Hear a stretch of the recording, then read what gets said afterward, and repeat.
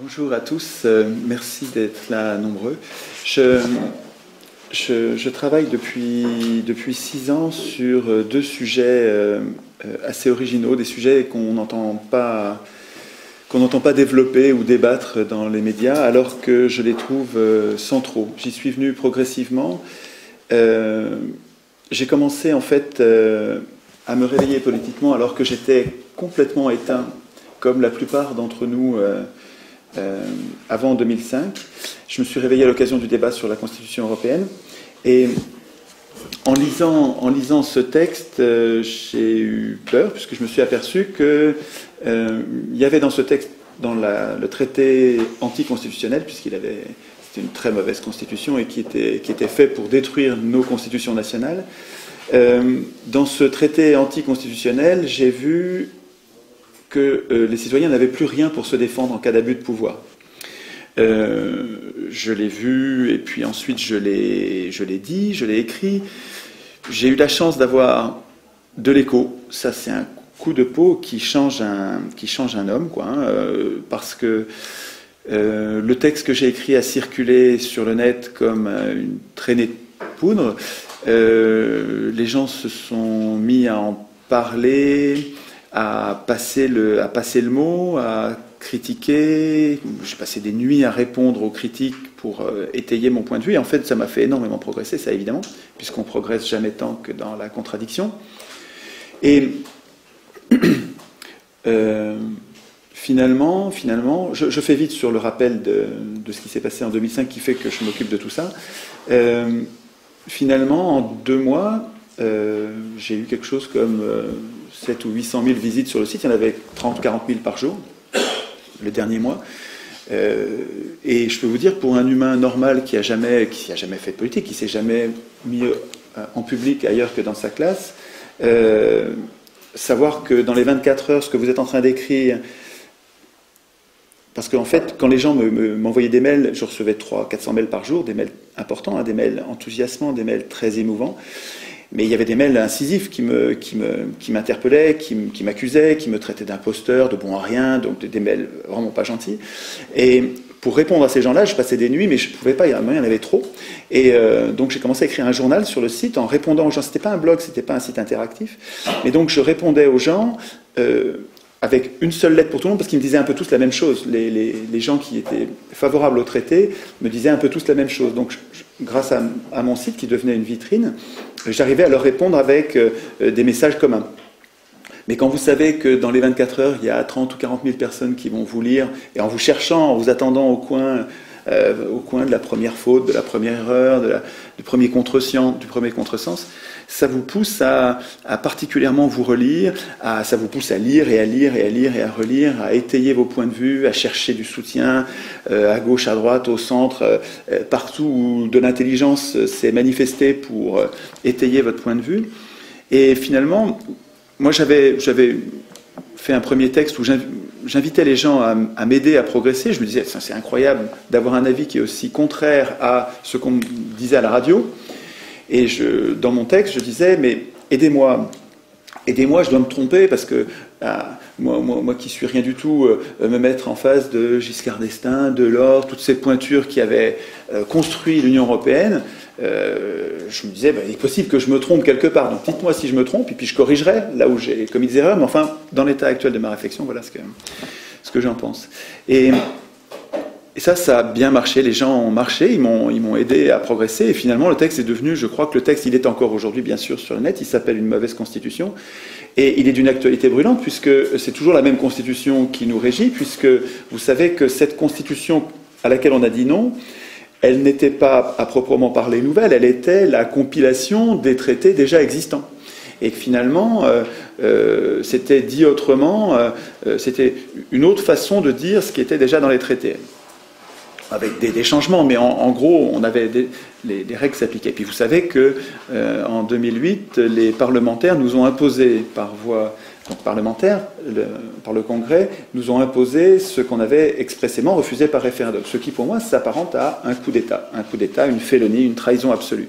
Et bon, le fait est que puisque ce sont des parlementaires, ils ont la légalité pour eux, même si ce qu'ils font est profondément légitime. On est exactement dans ce que j'appelle un abus de pouvoir, Alors, précisément, c'est ça, et ça va faire la transition avec tout ce dont je vais vous parler aujourd'hui, c'est que le cœur de ma pensée, le cœur de mon travail, ce pourquoi je me donne du mal,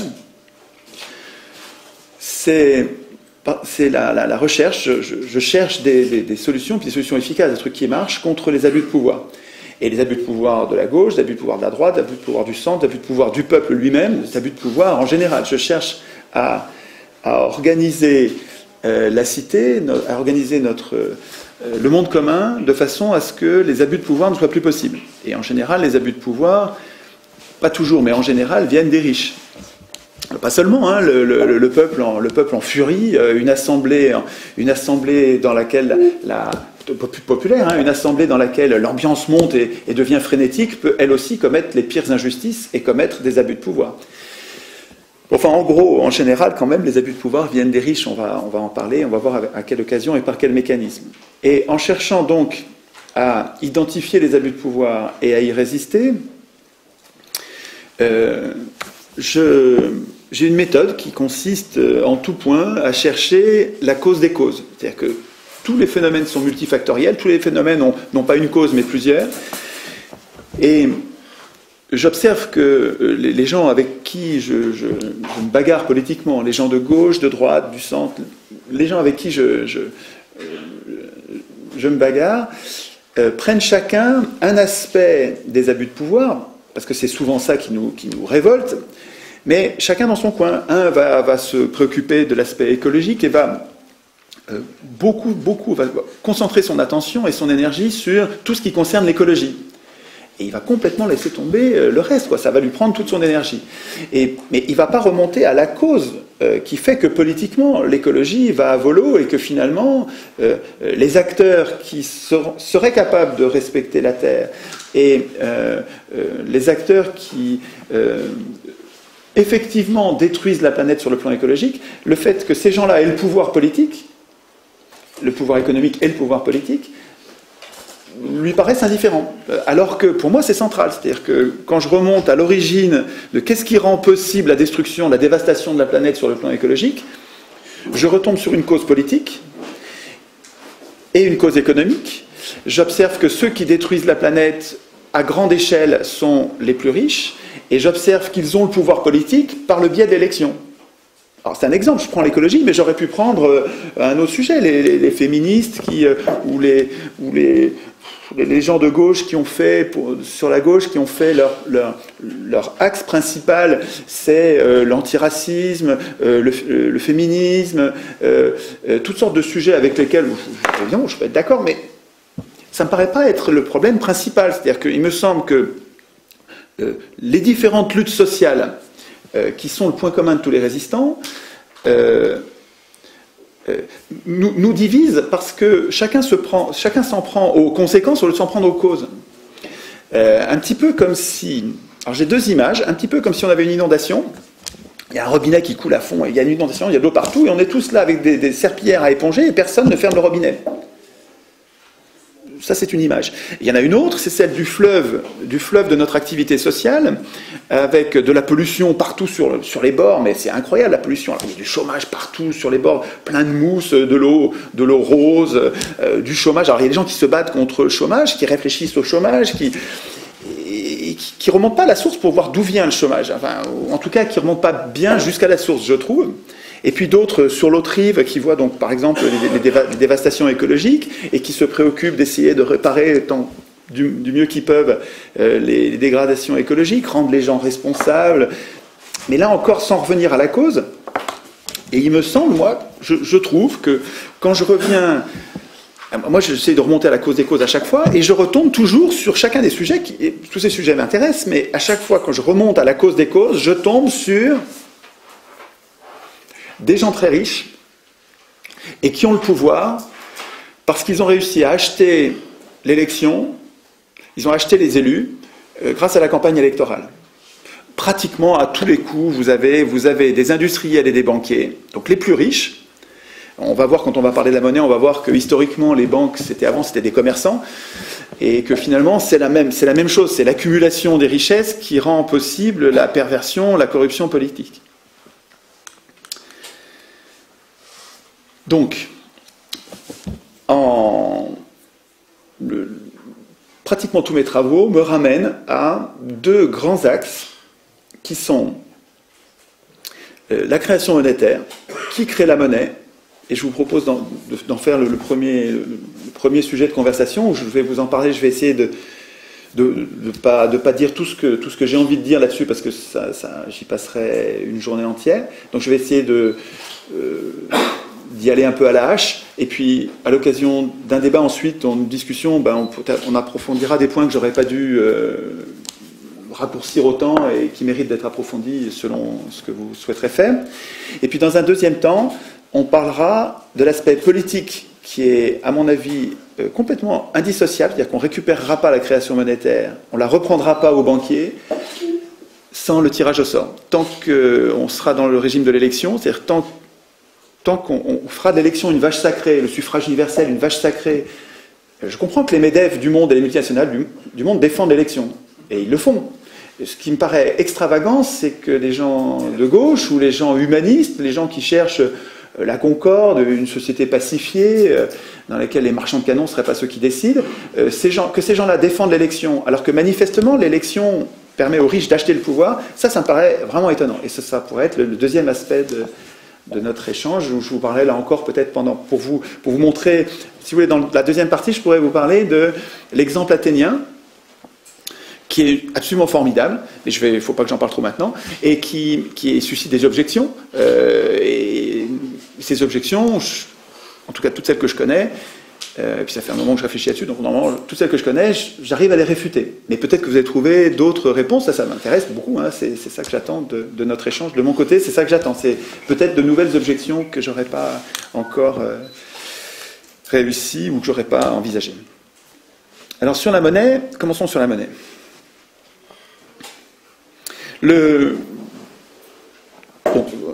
On a parlé de nos problèmes sociaux, notre société est particulièrement agitée, troublée, parcourue de haine et de difficultés qui sont souvent liées à une cause qui paraît première, qui est le chômage.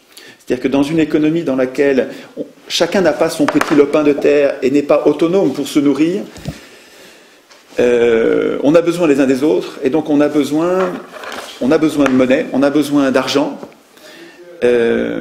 et dans un monde où l'argent est rare, et où ceux qui sont capables de créer la monnaie n'en créent pas autant qu'il le faut, il faut qu'on travaille pour en gagner de cet argent, et donc on est très très dépendant de l'emploi.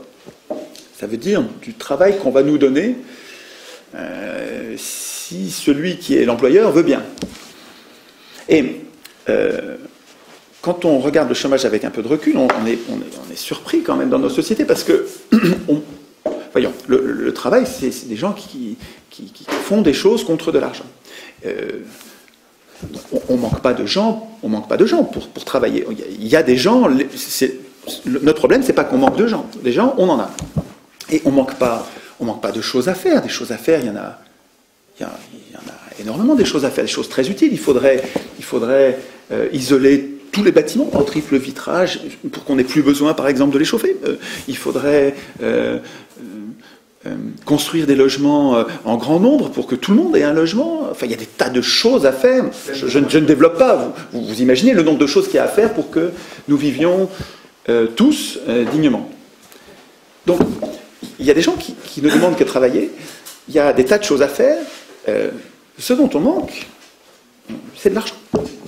C'est de l'argent. Et c'est compliqué de créer l'argent? Non, c'est pas compliqué de créer l'argent. Mais alors, pourquoi est-ce qu'on manque d'argent? C'est l'intérêt de cette réflexion, c'est celui-là. C'est qu'on comprenne que par quel mécanisme aujourd'hui on manque d'argent, et essayer de remonter à l'origine. Qui crée l'argent? Qu'est-ce que c'est que l'argent? Est-ce que c'est compliqué d'en créer?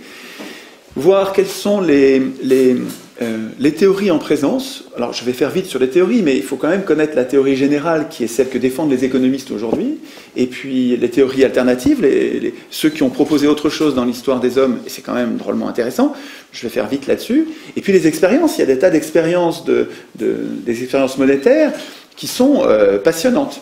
Alors, je ne les connais pas toutes évidemment, ce que je me propose avec vous, c'est de partager avec vous ce que j'ai découvert pour l'instant, et il est tout à fait possible que j'en découvre encore avec vous, grâce à vous, parce que le foisonnement des expériences sur Terre en matière de monnaie est tout à fait étonnant et passionnant. Alors, sur la création de Terre, comment ça marche aujourd'hui la monnaie? J'ai amené plein de bouquins pour vous inciter, pour matérialiser les gens dont je vais parler et sur la pensée desquels je m'appuie. Pour l'histoire de la création, pour l'histoire de la monnaie, en fait, quand on essaie de comprendre ce que c'est que la monnaie, depuis quand ça existe, sous quelle forme ça a existé, je vous promets que c'est une histoire absolument passionnante. C'est-à-dire que, je vais vous en parler d'un ou deux, mais avec un livre sur l'histoire de la monnaie, vous allez traverser l'histoire des hommes et vraiment mieux comprendre le monde d'aujourd'hui. Parce que la façon dont on a perdu la monnaie, dont la monnaie est devenue l'objet de quelques privilégiés, est absolument décisive dans notre façon de vivre, dans la concorde, dans la prospérité. La façon dont on s'est fait avoir est décisive pour la paix. C'est-à-dire que vous allez voir que ce sont essentiellement les banquiers qui créent les guerres. C'est quand même il y a un enjeu considérable sur la compréhension. Alors pour comprendre la monnaie, j'ai un mur entier de livres qui touchent de près ou de loin à la création monétaire, donc j'en ai choisi quelques-uns seulement, mais qui sont vraiment remarquables. Il y a d'abord un grand bonhomme qui s'appelle Galbraith, le père de celui qui est encore vivant aujourd'hui, celui-là est mort, Galbraith, qui s'appelle l'argent, tout simplement. Et Galbraith, avec un humour britannique, c'est un humour, c'est très discret, et c'est absolument délicieux à lire. Il fait le tour des cupidités, des entourloupes, des arnaques, des intrigues. C'est quelqu'un qui a une forte légitimité, Galbraith. Il a discuté, il a réfléchi avec tous les grands de ce monde. C'est quelqu'un c'est un immense économiste, qui est en même temps un journaliste, qui est un véritable humaniste, quelqu'un qui aime l'humanité et qui dit pique-pendre des oligarchies, des bureaucraties, des sources d'injustice. Et son histoire de l'argent... Quelle période de temps? Alors, c'est 20e siècle, il est mort il y a quelques années.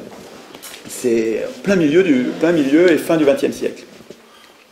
Et son fils a l'air d'être de la même trempe.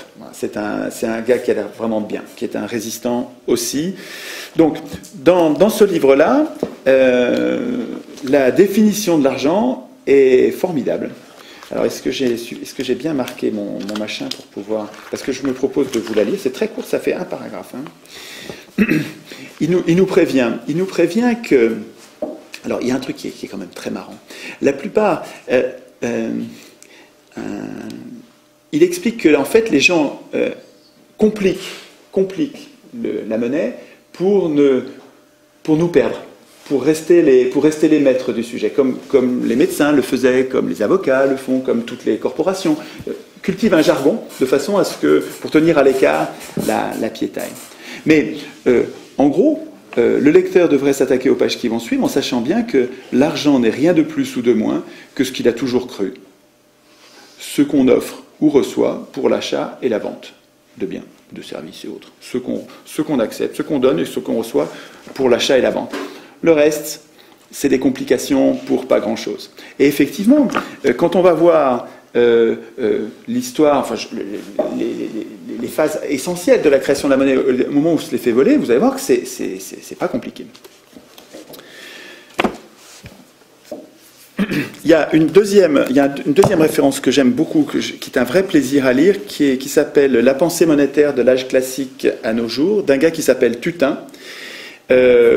Tutin, T-U-T-I-N. qui en fait retrace, et ça va très vite en fait, parce que c'est vraiment des courts extraits très bien choisis qui vont de Locke à Hayek, donc qui est vraiment un très récent, en passant par Lowe, Cantillon, Hume, Thornton, Ricardo, Marx, Fischer, c'est des grands noms qui ont réfléchi sur la monnaie, et évidemment Keynes et Friedman. Mais c'est pas fastidieux, parce que c'est des petits passages, c'est le meilleur de ce qu'ils ont écrit, le meilleur de ce que les meilleurs ont écrit sur la monnaie. Donc c'est une façon, là aussi, et une façon polémique, parce que c'est des gens qui n'étaient pas d'accord entre eux, et qui s'empaillaient pour savoir ce que c'était que la monnaie. Donc ça, c'est, je crois, aussi un bon livre pour comprendre les enjeux.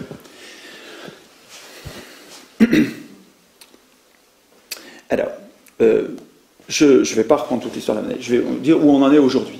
Aujourd'hui, on a deux monnaies. On a deux monnaies. Il y a celle que nous utilisons, nous, qui est, on va dire, la monnaie, en gros, pour l'essentiel, la monnaie qui est créée par les banques privées. Et puis, il y a la monnaie qui est créée par l'État, qui est la monnaie centrale, dont on voit, nous, une petite partie, c'est la monnaie fiduciaire, les billets, les pièces, et puis dont l'autre partie s'échange entre les banques. Donc en fait, il y a il y a deux monnaies différentes. La monnaie qu'utilisent les banques entre elles ne nous concerne pas, vous la verrez jamais. C'est pas la même, c'est entre les banques. Et puis, il y a la monnaie qu'on échange, nous, et celle-là, elle n'est pas créée par l'État, ou elle est très peu créée par l'État. Elle est, en gros, créée par les banques privées. À l'occasion de quelle opération? Comment ça se passe? Le mieux, c'est de prendre un exemple pour voir l'apparition de la monnaie, puis ensuite sa disparition. Quand vous allez voir un banquier, vous avez besoin de 100 000 € pour votre maison, par exemple, vous allez voir un banquier, et vous lui dites, je voudrais 100 000 €. Le banquier ne les a pas, et vous dit, pourtant, il n'y a pas de problème. Il n'y a pas de problème, vous voulez 100 000 €, il vérifie que vous êtes fiable, parce qu'il a besoin que vous soyez fiable. Si vous n'êtes pas fiable, et si vous lui claquez dans les mains, ça va devenir pour lui une charge, et c'est lui qui va devoir assumer la responsabilité de cette création monétaire à votre place. Donc il va faire attention à ce que à ce que vous soyez fiable. Mais si vous êtes fiable, je vais me lever pour vous lier mes mains. Si vous êtes fiable, il a un bilan. J'avais fait un petit dessin, mais c'est peut-être plus visible. Il a un bilan avec un actif et un passif.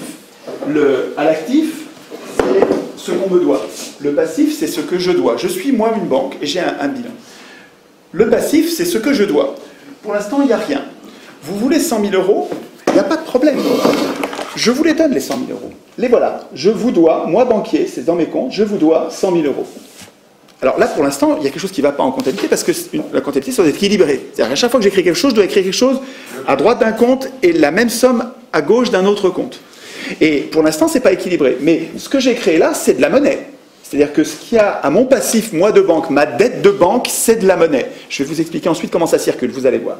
Mais l'opération de prêt, l'opération de crédit n'est pas terminée.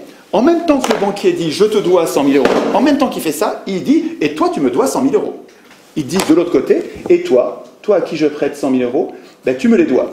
Ça, c'est moi qui te les dois, et ça, c'est toi qui me les dois. » En fait, quand vous faites un crédit, vous créez deux dettes. Où la banque crée deux, de toute façon vous le faites à tous les deux, la banque et son emprunteur, à eux deux, créent deux dettes.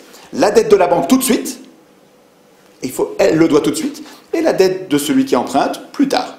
La différence, c'est juste le terme. Il crée trois dettes. Et la troisième, c'est quoi?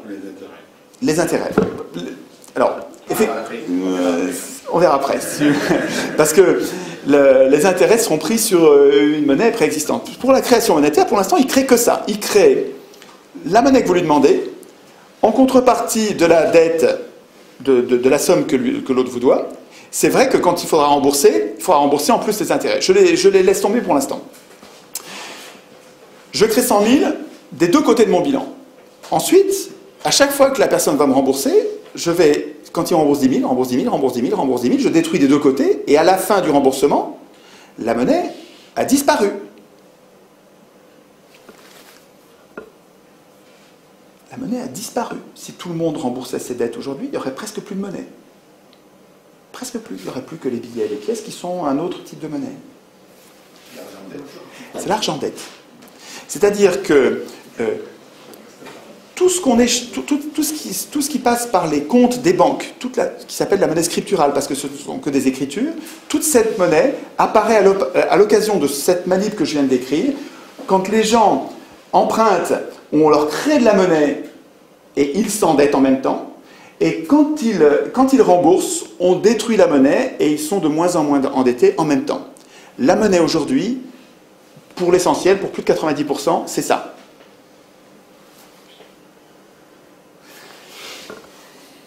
Mais, alors, qu'est-ce qui fait qu'il y en a... Alors, il faudrait que je vous montre aussi comment ça circule après. C'est-à-dire que quand la personne... Donc ça, c'est son compte en banque. C'est l'argent que moi, banque, je lui ai mis sur son compte en banque. Donc quand lui, il paye les fournisseurs, il paye ses maçons, il paye ses peintres, il y a une partie de cet argent qui va partir et qui va aller sur le compte d'une autre banque, donc la banque B. Mais ça fonctionne de la même manière, avec l'actif et le passif.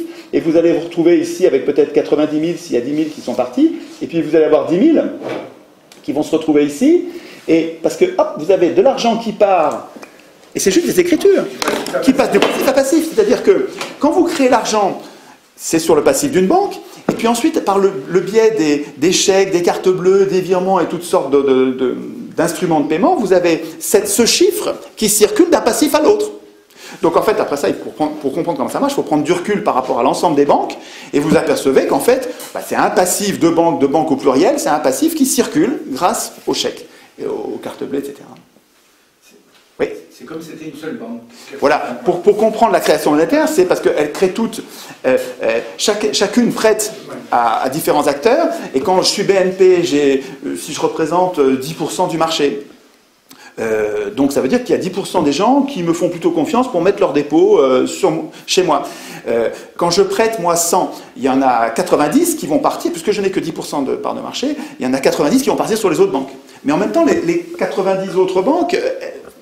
Les banques qui représentent les 90 autres % du marché, elles aussi, elles font des prêts, et elles aussi, il y en a 10% de ce qu'elles prêtent qui va venir dans mes comptes. Donc en gros, si nous, toutes les banques, on a créé 1000 dans la journée, il y en a 100 qui vont revenir sur mes comptes, qui ne sont pas forcément de l'argent que j'ai prêté moi, mais je vais avoir... il faut en fait que chaque banque prête à peu près en proportion de sa part de marché des dépôts. Si elle prête plus, si elle se met à prêter plus que les autres, il y a de l'argent qui va partir vers les autres banques, parce qu'elle n'a pas les parts de marché qui correspondent à ce qu'elle a prêté. Il y a de l'argent qui va partir vers les autres banques, et il va falloir qu'elle se refinance. C'est-à-dire qu'il va falloir qu'elle paye. C'est pas la peine d'entrer trop dans le détail là-dedans. Enfin, un petit peu peut-être quand même. C'est important. On verra un petit peu quand on verra les réfutations aux objections. Parce qu'à mon avis, les banquiers prétendent que c'est une forte limitation à la création monétaire que les banques soient comme ça en concurrence.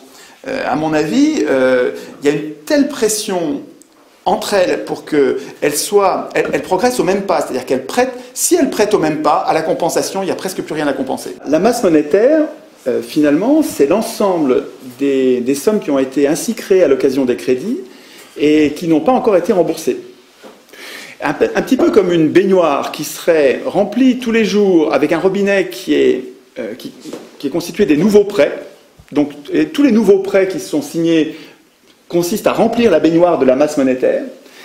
Et tous les remboursements sont un peu comme la bonde au fond de la baignoire par laquelle l'eau s'en va régulièrement, à vitesse régulière, programmée, suivant le planning des échéanciers de remboursement des crédits. Donc, vous avez la masse monétaire qui est cette grande baignoire qui se remplit et se vide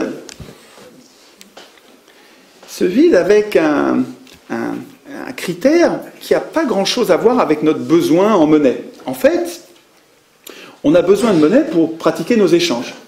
Un petit peu, alors l'image est ancienne, hein, elle a souvent été utilisée, elle est pas mal, un peu comme le sang dans un organisme qui permet d'échanger. Le sang, en circulant dans notre organisme, prend des particules, des éléments dans un coin, il les amène à un autre. Le sang nous sert à nous aussi à échanger. Quand on en a trop, ça va pas. Quand on en a pas assez, ça va pas non plus.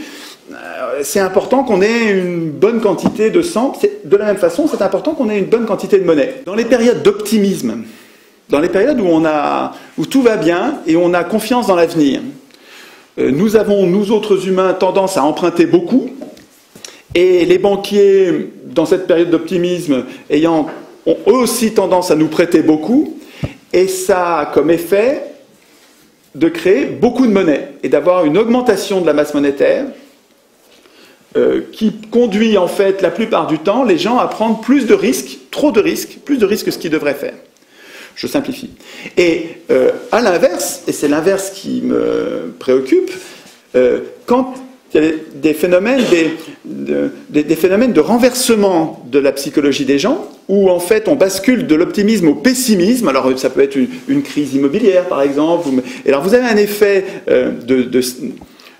d'agents qui sont tous procycliques, un marché qui sont tous procycliques, qui vont tous dans la même direction. Autant les marchés allaient tous dans la direction de l'optimisme quand c'était optimiste, puis quand ça commence à basculer, là aussi, les acteurs sont toujours procycliques, ils vont tous dans le même sens, ils se mettent à tous déprimer, donc ils se mettent tous à arrêter d'emprunter, et les banques arrêter de prêter, alors qu'on continue à rembourser, donc la baignoire continue à se vider avec des échéanciers qui sont à date fixe, et par contre, la baignoire arrête de se remplir, et vous vous retrouvez avec de moins en moins de monnaie, et comme par hasard, du chômage. Alors, le lien entre le chômage et la monnaie, il est difficile à établir de façon mécanique et rigoureuse, mais il est défendu par des tas de théoriciens depuis longtemps. Et le plus récent, le plus connu étant Keynes. C'est pas idiot du tout, je trouve, que de corréler la quantité de monnaie avec le chômage. Ce qui me conduit à corréler ces deux phénomènes, ce sont les expériences de monnaie parallèle, de monnaie alternative. Dans de très nombreux cas d'histoire de monnaie alternative, j'observe que, d'abord, pour créer une monnaie, il faut arriver à être souvent en situation de crise profonde, avec un chômage considérable, des gens qui n'arrivent plus à travailler, des gens qui n'arrivent plus, les commerçants ne travaillent plus. Et puis, ce sont des communes, c'est souvent à l'échelon local, qui reprennent le contrôle de la monnaie, qui se mettent à payer leurs fonctionnaires municipaux avec une monnaie qu'ils inventent, parce qu'en fait, ça s'invente une monnaie, c'est très conventionnel une monnaie. Il suffit d'avoir confiance pour que ça marche. Et dans toutes les expériences que je lis, à chaque fois, mais c'est pas des mois qu'il faut, c'est quelques semaines pour que le chômage disparaisse. C'est-à-dire que toute l'activité reprend quand on réinsuffle de la monnaie. Je veux dire, le lien entre le fait qu'il n'y ait pas assez de monnaie qui met tout le monde au chômage, et le lien entre le fait de recréer de la monnaie en faisant attention à ne pas en créer trop, parce que tout le monde sait que si on en crée beaucoup trop, la valeur de la monnaie dégringole et ça redevient une autre catastrophe. Mais si on fait attention, si on arrive à faire attention à ne pas en créer trop, on a une solution au chômage à créer davantage de monnaie. Mais attention, vous créez la monnaie. Si vous allez la mettre si la monnaie que vous créez, comme on fait en ce moment là, on va mettre cette monnaie dans la poche des riches, des gens qui la dépensent pas, des gens qui l'accumulent et qui font des tas de plus en plus gros, quasiment comme une maladie, ça règle pas du tout notre problème de chômage. Il faudrait mettre l'argent dans la poche de ceux qui le dépensent. Ce que propose Jean-Marcel Jeanneney, qui était un ministre de De Gaulle, dans un livre qui s'appelle « Écoute, la France qui gronde », que vous aurez du mal à trouver parce qu'il ne se trouve plus dans le commerce, il est épuisé, il faudra le trouver d'occasion, mais dont j'ai publié les meilleurs passages sur mon site. Ce gars-là commence par expliquer dans son bouquin qu'il sait que quand on crée trop de monnaie, ça crée une hyperinflation qui détruit la valeur de la monnaie et qui est une catastrophe pour tout le monde. Il le sait, il rappelle l'épisode des assignats pendant la Révolution, il rappelle le système de l'eau, il rappelle l'hyperinflation allemande des années 20.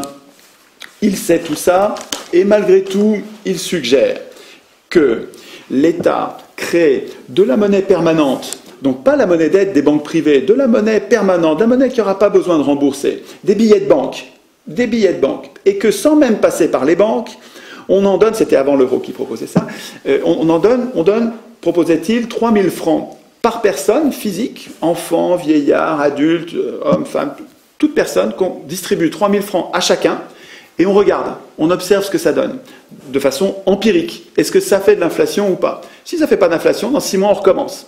Et si ça fait de l'inflation, on arrête pendant un temps.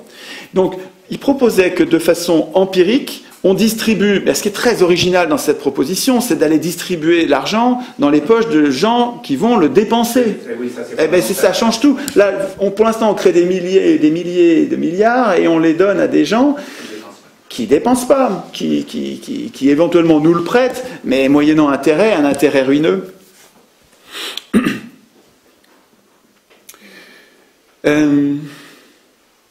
Alors, sur la création monétaire, il faut quand même... J'ai passé sur un point qui est important et dont il faut parler. Jusqu'à une période récente, jusqu'à 1973 en France, jusqu'à 1913 aux États-Unis, l'État avait encore le droit de créer la monnaie en concurrence avec les banques privées. Donc les banques privées pouvaient créer l'argent, comme je vous l'ai dit, mais l'État pouvait, pour ses besoins, financer ses investissements en créant lui-même la monnaie dont il avait besoin. Pour ce faire, il empruntait, comme vous empruntez auprès de votre banque, lui il empruntait auprès de sa banque centrale. Et quand il empruntait auprès de sa banque centrale, comme la banque centrale c'était lui, et il faut comprendre que l'État c'est nous, quand il empruntait auprès de sa banque centrale, il remboursait sans intérêt. Il remboursait ou il remboursait pas, mais quand il remboursait, en tout cas il remboursait sans intérêt. Or, il s'est passé en France et aux États-Unis, en Europe aussi, un coup d'État monétaire qui a consisté à verrouiller le système et à généraliser la création monétaire par les banques privées pour que l'État ne puisse plus emprunter auprès de sa banque centrale, pour qu'il soit obligé d'emprunter auprès des banques privées, auprès de ceux qui ont de l'argent, en gros les banques privées. Quand il a besoin de financer ses investissements, c'est parce qu'il l'oblige à payer des intérêts. Or, dans tous les pays où l'État se fait ainsi flouer, la dette publique apparaît. Cette même dette publique qui est utilisée dans les pays du tiers-monde pour les asservir, pour leur voler leurs matières premières, leurs ressources à bon compte, et les pays développés sont en train de passer dans la même moulinette. C'est-à-dire qu'on progressivement, en obligeant l'État, en lui interdisant de créer sa propre monnaie, et en l'obligeant à emprunter, donc sur les marchés financiers, ça veut dire auprès de ceux qui ont de l'argent, donc auprès des plus riches, nos élus, les élus de ces pays, ont en quelque sorte asservi les États en question, les ont rendus dépendants, et ce qui se passe aujourd'hui en Europe est criant, quoi. Vous voyez bien que la Grèce, le Portugal, l'Irlande sont tenus à la gorge par le système de la dette, et qu'il n'y a aucune raison pour que les autres pays n'y passent pas exactement de la même manière. C'est intéressant de dire aussi qu'en 1973, c'était Pompidou et notre ami Valéry Giscard d'Estaing qui étaient donc au pouvoir, qui était Pompidou. Et Pompidou était le président de Rothschild. Était le directeur de Rothschild. Directeur de Rothschild. Pour vous donner un exemple un petit peu de ce que c'est que la politique au niveau mondial aujourd'hui, Kadhafi, quand il venait à Paris, montait sa tente dans le jardin de la famille Rothschild. C'est juste pour vous donner un lien. Voilà. Très intéressant. Je ne savais pas ça, je ne savais pas que c'était dans le jardin de Rothschild. Voilà. En tout cas, c'est vrai que souvent on appelle cette loi de 73 la loi Rothschild parce qu'elle a incroyablement servi les intérêts des banques, puisqu'elle a fait des États. Il faut comprendre que les États, leurs ressources, c'est nous. C'est le travail de millions de personnes qui va être mobilisé pour une grande part, qui va être mobilisé pour le service des créanciers, des nouveaux créanciers de l'État, que sont les banques, à l'occasion des dépenses publiques, puisque l'État ne peut plus emprunter auprès de sa banque centrale. Il faut qu'il emprunte auprès de ceux qui ont de l'argent, et principalement ceux qui ont de l'argent, ce sont les banques. Donc, c'est radicalement contre l'intérêt général. Ce qui s'est passé en 1973, c'est, encore une fois, c'est un coup d'État. Et c'est ce qui s'est passé en 1913 aux États-Unis, avec le même mode opératoire et les mêmes banques d'ailleurs. Hein. C'était ce qui est. Alors, je pense que le livre le plus important de la période, c'est ce livre-là, Les secrets de la Réserve fédérale. Je pense que s'il y a un livre à lire pour comprendre l'escroquerie monétaire du moment, c'est ce livre-là. Il existe depuis longtemps, mais il a été traduit en France depuis peu de temps. Il est depuis le septembre dernier. Et c'est une bombe. Voilà, c'est juste une bombe. C'est-à-dire que quand vous lisez ça, vous êtes révolté. Ça se lit comme un roman policier. Moi, je trouve que c'est très facile à lire. Et ça explique comment... Eustache Mullins, M-U-2-L-I-N-S. Ça explique comment une poignée de banquiers détestés de la population américaine. Les Américains sortaient d'une crise épouvantable où ils s'étaient fait ruiner, ils avaient perdu toutes leurs économies, les économies d'une vie, des gens ruinés qui détestaient la banque et Wall Street. Qui avait été initié par JP Morgan. Oui, mais on ne peut pas tout dire sinon c'est trop compliqué. Mais comment une poignée de banquiers ont comploté au sens strict du terme, c'est-à-dire se sont cachés dans une île qui leur appartenait, se sont cachés avec un ami à eux parlementaire pour mettre au point un projet de banque centrale, mais de banque centrale privée qui ressemble à une banque publique, qui ressemble mais sans être une banque publique, qui s'appelle Réserve fédérale, mais qui est ni réserve ni fédérale précisément, qui s'appelle Réserve fédérale américaine et qui est ni réserve ni fédérale ni américaine. Et pour ensuite le proposer au Congrès. Alors, ils l'ont proposé au Congrès, ça n'a pas marché la première fois, puis ils sont revenus à la charge. Et lors des élections de 1913, donc ça c'était en 1910, le complot de l'île Jekyll, cette espèce de... C'est comme un roman policier, hein, le fait de se cacher, ils ont pour que les domestiques ne les reconnaissent pas, ils ont mis leurs domestiques en vacances et ils ont engagé des domestiques étrangers pour l'occasion, pour les quelques semaines qu'ils ont passées ensemble. Là. C'est marrant comme tout. Le travail de Mullins pour reconstituer ce puzzle à travers des milliers d'articles du Times, des journaux d'époque, des bouquins qu'ont écrit les comploteurs en vieillissant, ils se sont lâchés, le système était complètement installé, ils ont commencé à raconter. Alors c'est tout un travail de reconstitution d'un puzzle, c'est compliqué, c'est vraiment un gros travail de recherche et c'est absolument passionnant. Et on retrouve le mode opératoire, on retrouve les mêmes règles, les mêmes droits exorbitants qui sont donnés à la Banque centrale par rapport aux États, on retrouve ça dans notre système actuel dans l'Union européenne. Dans ce livre-là, il n'y a pas que le complot. Donc, il y a ensuite la façon dont c'est passé, la façon dont les banquiers en question ont financé les trois candidats aux élections présidentielles de façon avec les deux principaux, les deux qui étaient capables de gagner les élections, qui avaient tous les deux un projet de banque fédérale qui était présenté comme antagonique, présenté comme contradictoire, alors que les deux étaient les mêmes, ils aboutissaient au même résultat. Et finalement, quand Woodrow Wilson a été élu en 1913, la première chose qu'il a faite, c'est de mettre en place et de faire voter en décembre dans des conditions rocambolesques, vraiment à l'arrache, quoi, et à faire voter la loi de réserve fédérale, vraiment contre l'opinion publique et contre l'intérêt général. Et depuis, il n'est pas exagéré, je trouve, de parler des Américains comme d'une colonie, comme d'un territoire occupé. Ces gens-là s'étant fait voler leur monnaie, se sont fait asservir par une bande de privilégiés qui ont un pouvoir au-delà de ce qu'on peut imaginer. Il faut se rendre compte que, en prenant le contrôle du dollar, ils ont pris le contrôle du monde. Et ce que fait Eustache Mullins, c'est qu'il fait aussi un gros travail de reconstitution des parts de propriétaires, parce qu'en fait, les banques, il y a des actions, mais il y a des actions plus importantes qui sont les actions de contrôle, et dont le secret aujourd'hui est aussi important, on pourrait dire, que le code de la bombe atomique. C'est très très dur aujourd'hui de savoir qui contrôle les banques. Et à l'époque où il l'a fait, c'était encore accessible. On remontait pour la propriété de la Réserve fédérale américaine, on remontait à la City de Londres. Ce qui est quand même un peu fort de café si on se met à la place des Américains, on se dit quand même un peu dur. Et à Rothschild principalement. Tout ça mériterait de faire l'objet de débats publics. Peut-être que Mullins s'est trompé sur tel et tel point. Pourquoi pas, il faut recouper. Hein. Le problème, c'est qu'on n'arrive pas à en parler sans être traité de fasciste, d'antisémite, et je sais quelle autre sottise. On dirait que l'antisémitisme, l'existence de l'antisémitisme protège Rothschild. C'est-à-dire qu'on n'arrive pas à parler de Rothschild sans aussitôt être amalgamé à Rothschild, à un antisémite, à un fasciste, à bientôt Hitler. Alors que je me sens quand même assez peu de points communs avec Hitler et les fascistes. Les monnaies fondantes. Alors, dans les solutions, alors les monnaies fondantes, l'idée des alternatives, c'est la monnaie fondante, c'est une suggestion de Gesell, qui était Silvio Gesell, qui était un économiste apprécié, reconnu, et c'est intéressant ce qu'il propose.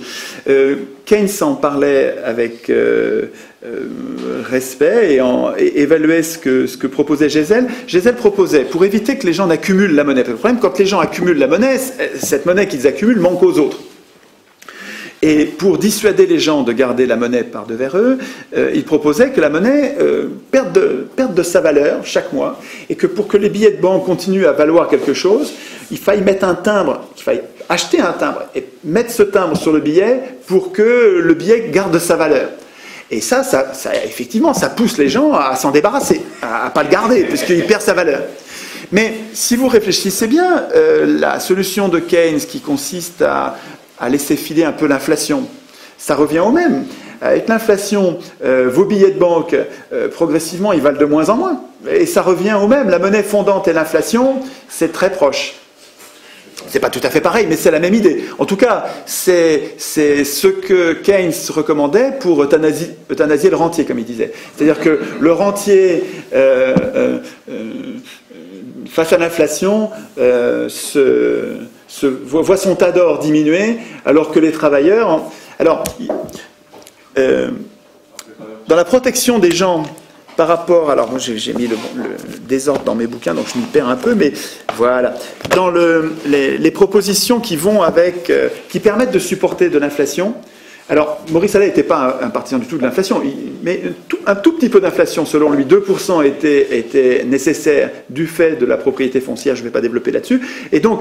Ces 2% d'inflation que Allais suggérait de devoir respecter, il les compensait dans un système d'indexation générale, comme celui qu'on a connu pendant les 30 Glorieuses. Pendant 30 ans en France, quand les salaires étaient indexés sur l'inflation, avec l'échelle mobile des salaires, les salaires étaient indexés, les emprunts étaient indexés, les loyers étaient indexés, et finalement, pour les travailleurs et pour les petites gens, l'inflation était indolore. Il n'y a que ceux qui avaient un gros tas de billets qui voyaient leurs billets. Alors, encore que les spéculateurs souvent arrivaient à gagner plus que l'inflation et finalement n'y perdaient pas. Non, c'est surtout ceux qui avaient des tas de billets qui voyaient leurs billets. Il y a beaucoup de gens qui gardent des billets, plus que ce qu'on croit. Et ceux-là voyaient leur argent fondre. Donc la monnaie fondante, c'était une des solutions imaginables pour éviter que des accapareurs, que des gens accumulent trop de monnaie. Il me semble que sur la malfaisance de ce qui s'est passé en 1973, la malfaisance d'avoir abandonné la création monétaire, moi je vois un État ruiné. Donc l'État, il faut comprendre que les riches ont beaucoup à craindre d'un État fort. Qu'ils ne contrôleraient pas. Et donc, dans leur stratégie, et on le voit partout dans le monde, ceux qui s'appellent libéraux s'attachent à détruire les États. Et pour les détruire, une des bonnes façons, c'est de le ruiner. Alors, le ruiner en le privant de ses ressources, et Galbraith souligne très bien que toutes les grandes crises sont précédées de la diminution de l'impôt des plus riches. C'est un marqueur pour savoir quand ça va péter. Regardez, quand les riches commencent à voir leurs impôts qui descendent fortement, c'est qu'on est en train d'arriver au moment où il va y avoir une crise. Et il a raison, Galbraith, je trouve que ça colle. Là, vous voyez qu'en ce moment, les riches, très souvent, les riches ne payent pratiquement plus d'impôts du tout. Et donc, quand les riches ne payent plus d'impôts du tout, il faut se rendre compte de ce que ça représente comme gouffre, comme ressources qui manquent à l'État. Donc, sur le plan des ressources, on ruine l'État en le privant de ses ressources, mais aussi... en l'endettant et en lui faisant payer un intérêt sur sa dette, on lui colle des charges supplémentaires, on lui colle des dépenses supplémentaires. Il faut se rendre compte aujourd'hui que l'intérêt de la dette, juste pas le remboursement de la dette, juste l'intérêt nous coûte à la France, donc un des pays parmi les autres, ça nous coûte 45-50 milliards par an. Mais oui, d'euros. C'est considérable. C'est 50 milliards juste pour une dette, j'insiste, pour une dette c'est juste l'intérêt non nécessaire. Une dette qui n'est pas nécessaire. Si l'État avait gardé surtout le droit de créer la monnaie dont il a besoin, le droit d'emprunter auprès de sa banque centrale, ce qui veut dire le droit de créer la monnaie dont il a besoin, il n'aurait pas besoin de payer ses intérêts. Or, le montant des déficits, André Jacques Holbeck, qui a écrit un petit livre important pour comprendre, qui est simple, il est court, il est... Ce petit livre-là, il en a écrit un autre qui est bien aussi, La dette publique, une affaire rentable, et Argent, dette et banque. C'est deux bons André Jacques Holbeck, deux bons petits bouquins qui vulgarisent bien, qui permettent de bien comprendre. Bien. Alors lui, il a fait un travail qui n'est pas facile parce que les chiffres sont plus tous disponibles, donc il faut partir à la pêche aux chiffres. Mais depuis 1973, en gros, les dépenses publiques n'ont pas augmenté. Les dépenses publiques n'ont pas augmenté. Sont en pourcentage à peu près les mêmes toujours. Et donc, mais qu'est-ce qui fait qu'on est de plus en plus endetté? Vous regardez, c'est le service de la dette. C'est-à-dire que le montant du déficit au début, en 1973, la dette n'était pas importante, et le service de la dette n'était pas important, et le déficit n'était pas important. Et puis, année après année, le déficit, il correspond en gros à... Mais c'est quand même étonnamment proche, c'est l'ordre de grandeur. Le déficit de la France, de l'État France, correspond en gros, chaque année, au service de la dette. En diminuant les ressources de l'État, en augmentant ses charges. Et en prenant la décision, chaque année, il faut se rendre compte que les parlementaires, chaque année depuis 1973, ont pris la décision de ne pas équilibrer ce déficit croissant, ils auraient pu l'équilibrer en diminuant des dépenses ou en augmentant les impôts. Mais ils ne l'ont pas fait, ils ont laissé filer la dette. Et on nous dit aujourd'hui, les parlementaires ont été laxistes. On nous dit ils n'ont pas été courageux. On nous dit ils ont fait ça pour être réélus, pour pas être impopulaires. C'est possible, j'y crois pas. Je n'y crois pas. C'est possible. Je trouve que ça correspond tellement, cette décision, année après année, de laisser filer une dette qui va enfermer l'État dans les pattes de ceux qui lui prêteront de l'argent plus tard, et quand ça va être tellement important que l'État va dépendre de ces gens-là, ça correspond tellement aux intérêts de ceux qui financent l'élection des élus, que j'ai du mal à croire que ce soit une coïncidence, quoi. Je sais bien que c'est complotiste, que c'est paranoïaque... N'empêche que ces parlementaires qui, depuis 1973, à gauche comme à droite d'ailleurs, à gauche entre guillemets, comme à droite entre guillemets, ont laissé filer la dette, je trouve que c'est quand même un peu facile de les absoudre en disant ils n'ont pas été courageux, ils l'ont fait pour être élus. Ça ressemble plus à une mise en coupe réglée de l'État. Ça ressemble plus à une mise en coupe réglée de l'État et qui est compatible avec la destruction des nations qui vient avec l'Union européenne, qui va dans le même sens. La fabrication de l'Union européenne va dans le même sens de la destruction de cette nation, de cet État que nos grands-parents révolutionnaires en 1789 ont construit pour s'émanciper, pour s'arracher du joug de l'Ancien Régime. Et on est en train de se faire piquer, la nation et l'État, par ceux qui étaient les privilégiés de l'Ancien Régime, quoi. Hein. Je veux dire, c'est une contre-révolution. Et il y a des tas de gens qui écrivent des livres importants en les intitulant contre-révolution. Ce qu'on est en train de vivre, c'est une contre-révolution. Les privilégiés d'il y a 200 ans sont en train de gommer ce qu'on a gagné en 1789 et à l'époque. Alors... je suis en train d'arriver sur la fin de ce que j'ai à vous dire sur la monnaie, et j'ai gardé, je trouve, le meilleur pour la fin.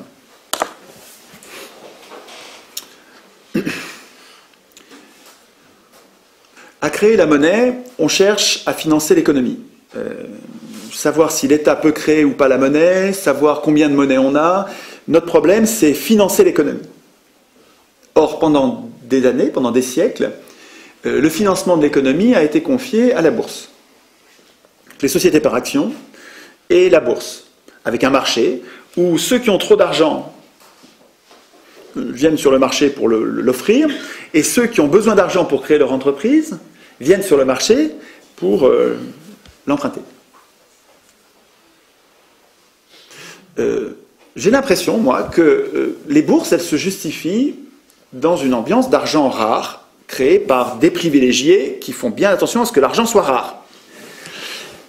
Mais si on considère qu'il n'y a pas de raison que cet argent soit rare, si on considère qu'en tant que société, entre nous, on pourrait imaginer un système dans lequel l'argent, c'est nous qui reprendrions le contrôle.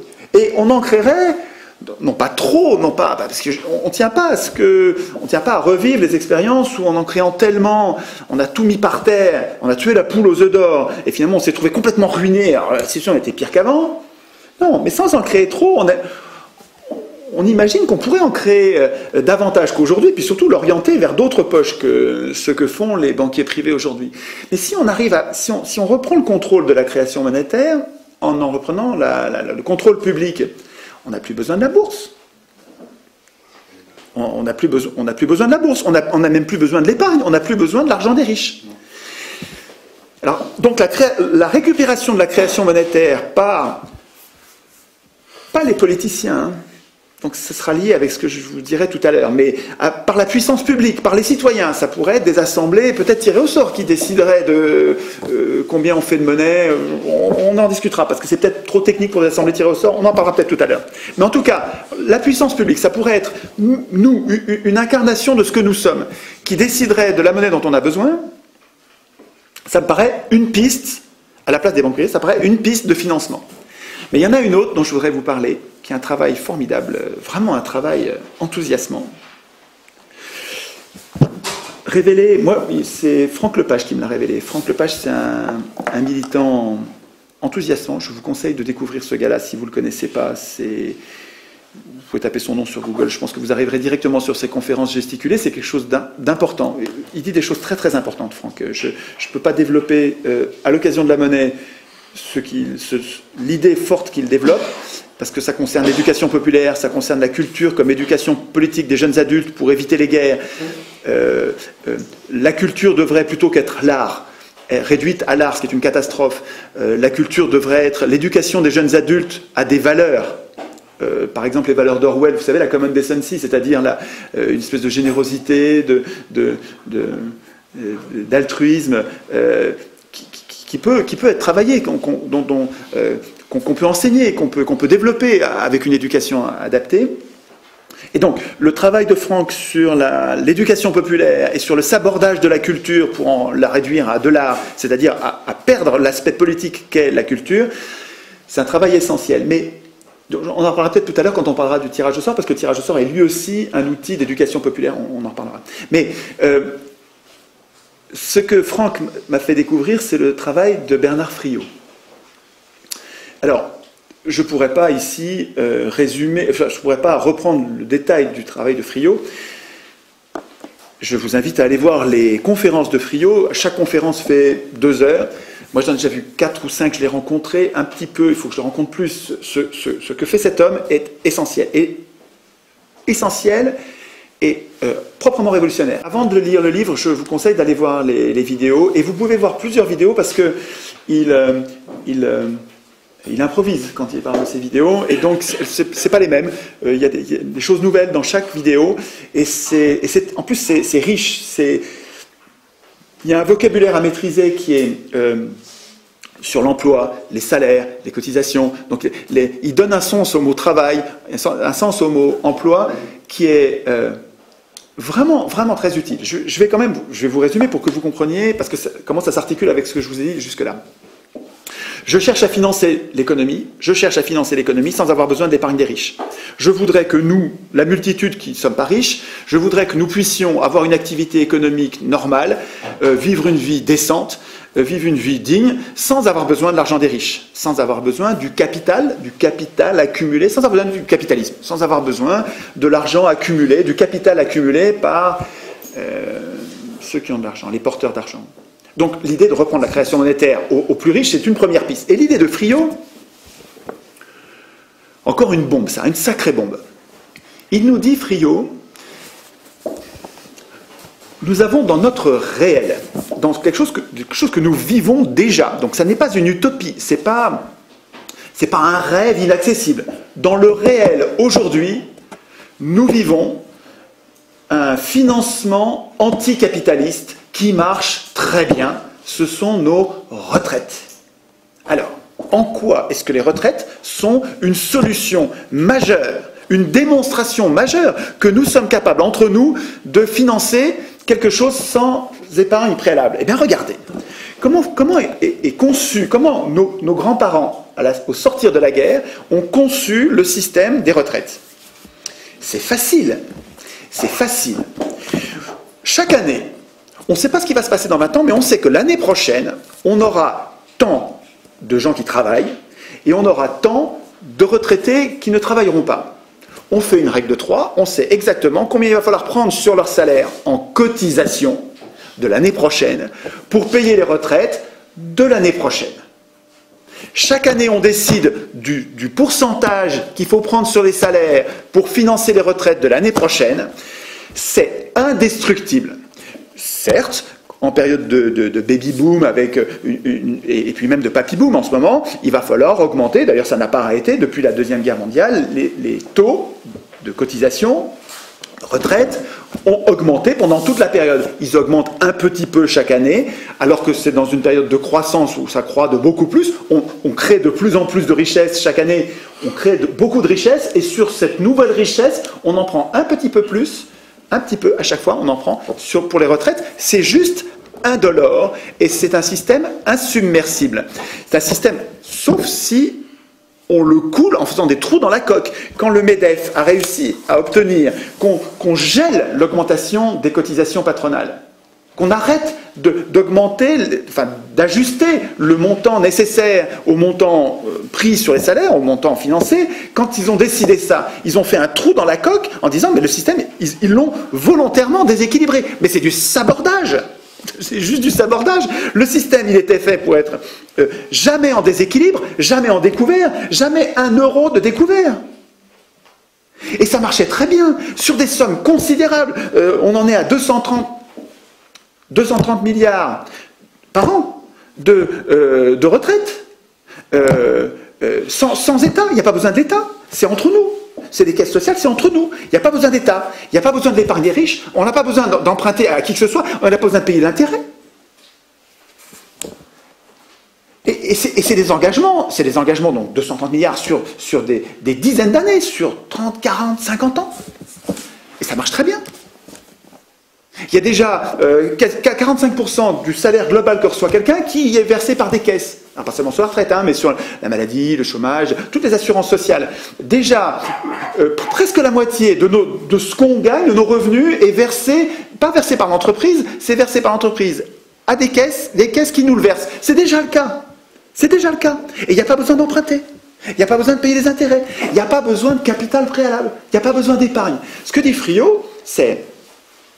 Ce système a été mis en place à la Deuxième Guerre mondiale, il fonctionne depuis, il donne parfaitement satisfaction, il devrait être d'abord généralisé à toutes les catégories, les libéraux, à tout le monde évidemment. Et puis surtout, puisque ça marche pour les retraites, il n'y a qu'à l'étendre pour les salaires. Et quand une entreprise paierait son salarié, au lieu de le payer lui, elle le paierait une caisse qui le paierait, ce serait mutualisé. A priori, on se dit, mais c'est sûr que ça va marcher, mais ça marche déjà très bien pour les retraites. Pourquoi ça ne marcherait pas pour les salaires? Et puis pour l'investissement. Au lieu d'aller chercher sur un marché, sur une bourse qui ne finance plus l'économie, vous savez que tout confondu, la bourse, elle détruit du capital.